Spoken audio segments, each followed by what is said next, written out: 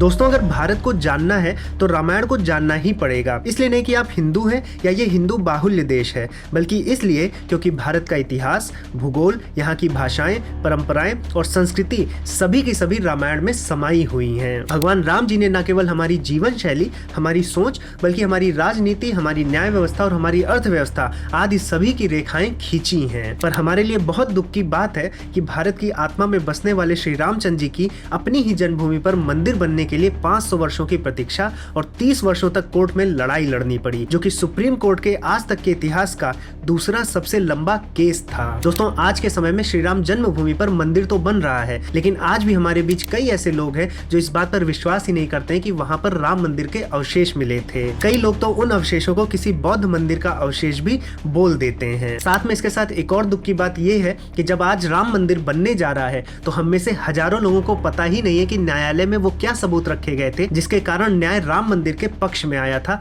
और आज राम मंदिर बन रहा है। नमस्ते दोस्तों, आप सभी का हाइपर क्वेस्ट के एपिसोड नंबर 74 में स्वागत है। दोस्तों, आज के एपिसोड में हम श्री राम मंदिर के सबूतों को आपके सामने रखेंगे, जिससे भारत के प्रत्येक व्यक्ति को पता चले कि श्री राम मंदिर न्यायोचित है, न कि कोई जबरदस्ती। और कभी भी कोई श्री राम मंदिर के इतिहास की सत्यता पर सवाल उठाए तो आपके पास जवाब जरूर रहना चाहिए। तो दोस्तों, बिना किसी विलंब के आज की वीडियो को प्रारंभ करते हैं।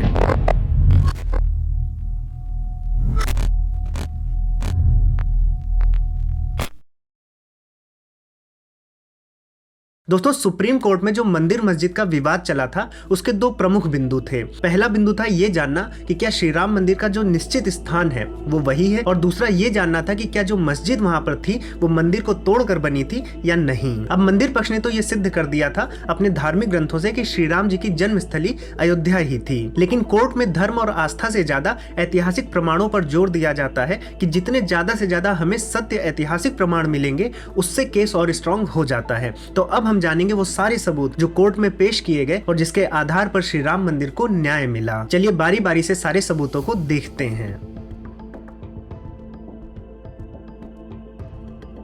दोस्तों, आज जिन इतिहास के पन्नों में हमें अकबर और बाबर को महान पढ़ाया जाता है, उन्हीं पन्नों में हमारे सबसे आराध्य मंदिर के विध्वंस की जो कहानी है, जो इतिहास है, उसको छुपा दिया गया। लेकिन ये बात आपको जानकर हैरानी होगी कि जब ये विभत्स घटना हुई है तो उसके बाद भी श्रद्धालु वहां पर पूजा करते थे और हमेशा से मंदिर बनाने के लिए कार्यरत थे, प्रयासरत थे। तो ये कोई नया एजेंडा या कोई नया आंदोलन नहीं है, ये वर्षों से चला आ रहा है। और जब वर्षों से ये चीजें चली आ रही हैं, लोग वहां पर पूजा करते हैं, तो उसका कुछ ना कुछ इतिहास तो जरूर होगा। और जब हम दूसरी किताबों को खंगालते हैं, जब हम विदेशी यात्रियों के जर्नल्स पढ़ते हैं, वहां पर जो अधिकारी थे या उस समय के लोग जिन्होंने भी जो कुछ भी लिखा है, जब हम उनको देखते हैं तब हमें हकीकत पता चलती है। और इसमें सबसे पहला सबूत जहांगीर के शासनकाल में एक ब्रिटिश यात्री विलियम फेंच के जर्नल में मिलता है। विलियम फेंच ने अपनी डायरी में इस बात के प्रमाण दिए हैं कि उस जगह पर, उस विवादित स्थल पर बहुत सारे हिंदू लोग उसे श्री राम जन्मभूमि मानकर पूजा करते थे। अब दूसरा सबूत हमें एक ऑस्ट्रेलियन जेसुइट जोसेफ टाइफनलेथर के माध्यम से मिलता है। उन्होंने भी ये स्पष्ट रूप से लिखा था कि बाबर के आदेश पर अयोध्या में स्थित श्री राम मंदिर को तोड़ दिया गया था,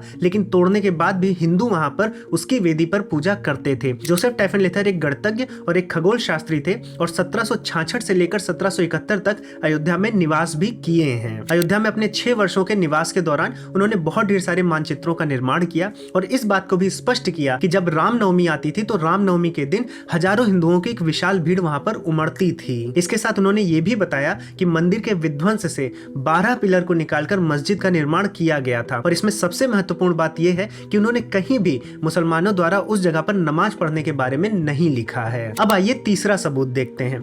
दोस्तों, 20वीं सदी में एक कलेक्टर हुए थे अयोध्या में, एडवर्ड नाम के, और उन्होंने अयोध्या में एक तीर्थ अन्वेषणी सभा की गठन किया था। और उस सभा का काम था स्कंद पुराण के हिसाब से पूरी अयोध्या में 158 पत्थरों को लगाना। और इसी में पहला पत्थर श्री राम जन्मभूमि स्थल पर लगा था, जिस पर आगे चलकर एक शोधकर्ता हॉन्स बेकर जी ने एक मानचित्र डेवलप किया था। अब स्कंद पुराण के अनुसार सरयू नदी में नहाने के बाद विघ्नेश मंदिर में जरूर जाना चाहिए, जहां से ईशान कोण की तरफ जन्मभूमि है। अब इन दोनों सबूतों, एक तो ये कि पहला पत्थर जन्म स्थली पर लगा है और दूसरा हॉन्स बेकर का जो मानचित्र है, जब इससे देखा गया तो विवादित स्थान पर ही जन्मभूमि निकल कर आई। और हॉन्स बेकर ने भी अपनी पुस्तक में मीर बाकी द्वारा मंदिर के विध्वंस का वर्णन किया है। अब आइए चौथे सबूत पर। अकबर ने 6 बीघा जमीन हनुमान टीला को दी थी जो श्री राम जन्मभूमि के बहुत नजदीक थी, और इस जमीन का नवीनीकरण 100 वर्षों के बाद शासकों द्वारा किया जाना था। तो जब 100 वर्षों बाद इस जमीन का नवीनीकरण किया जा रहा था तो फरमान लिखने वाले ने लिखा कि मैं ये फरमान जहाँ से लिख रहा हूँ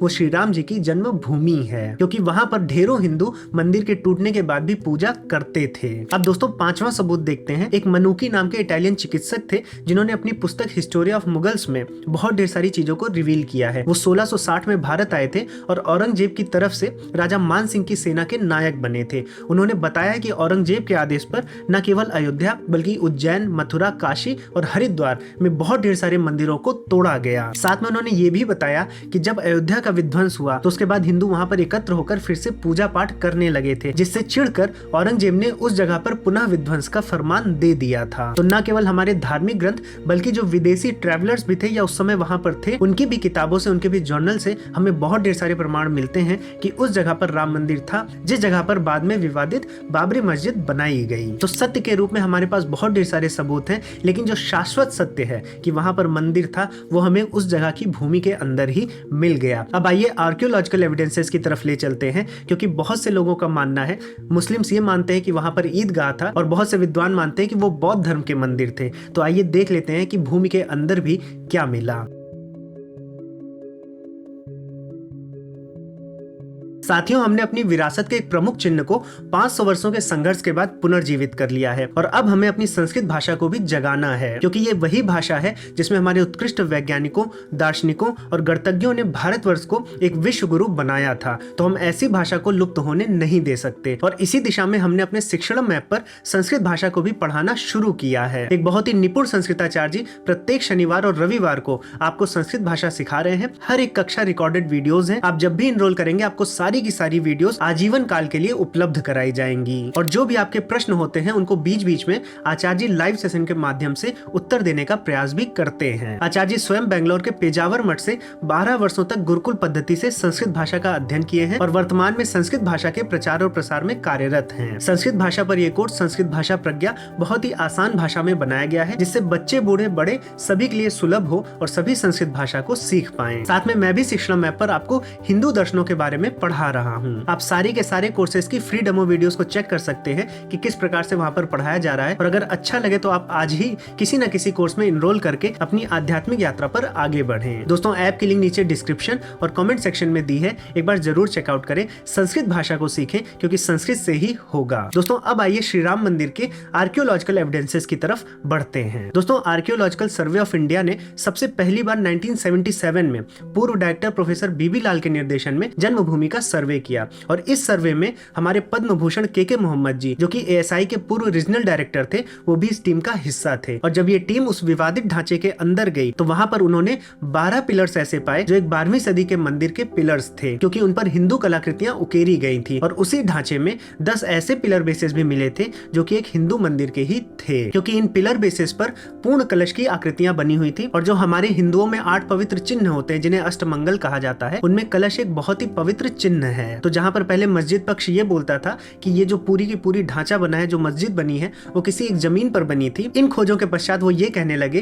कि ये जगह पर पहले कोई पुराना ईदगाह था जिस पर ये मस्जिद बनाई गई। लेकिन सत्य सबके सामने अवशेषों के माध्यम से आ चुका था। इसी खुदाई में बहुत ढेर सारी टेराकोटा की बनाई हुई प्राचीन मूर्तियां भी थी, जिनमें पशुओं की, देवी देवताओं के चित्र भी मिले थे, और इन चित्रों की पूजा करना इस्लाम में हराम माना जाता है। अब दोस्तों, एएसआई का दूसरा सर्वे 2003 में हुआ, और इस बार एक्सकवेशन के डायरेक्टर प्रोफेसर बीबी लाल ना होकर प्रोफेसर बीआर मणि थे। और इस बार जब एक्सकवेशन हुआ तो रिकॉर्ड तोड़ अवशेष मिले। इस बार की खुदाई में 85 से भी ज्यादा पिलर बेसिस मिले जो 17 पंक्तियों में थे, और ये अवशेष किसी 50 मीटर लंबे और 30 मीटर चौड़े भव्य मंदिर की गाथा सुना रहे थे। इस सर्वे में 263 से भी ज्यादा प्राचीन टेराकोटा की मूर्तियां मिली थी जो 12वीं सदी से भी पीछे जाती थी। इनमें से कुछ मूर्तियां 3री और 4थी सदी की भी थी, और इनमें कुछ ऐसे भी घड़े मिले थे जो कुषाण काल के थे। तो ये अवशेष इस बात के सबूत थे कि मंदिर कम से कम 2000 साल पुराना था, और बार बार समय समय पर कई राजाओं ने उसका जीर्णोद्धार कराया था। ये मंदिर नागर शैली में बना हुआ था, और इसके शिखर के अलग अलग भाग इस खुदाई में मिले थे, और इसमें कलश के नीचे का जो आमलक भाग होता है